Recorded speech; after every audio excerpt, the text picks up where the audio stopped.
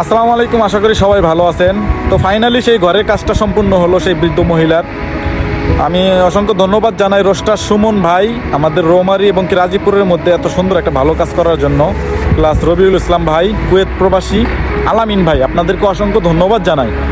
আর আপনাদের জন্য কিছু কথা, যারা তার এলাকাবাসী পরিচয় দিচ্ছেন, এখন লজ্জাজনক একটা বিষয়, এতদিন আপনারা ছিলেন না, জানতেন না, আর এখন রোস্টার সুমন এবং কি রবিউল ইসলাম ভাই এরা ভিডিওটা তুলে ধরছে, যখন ভাইরাল হয়েছে তখন সবার খোঁজ পাওয়া গেছে। এরকম করিয়েন না ভাই, আগের থেকে খোঁজ খবর নেন, নিজে ভালো খান, পাড়া প্রতিবেশীর খোঁজ খবর নেন।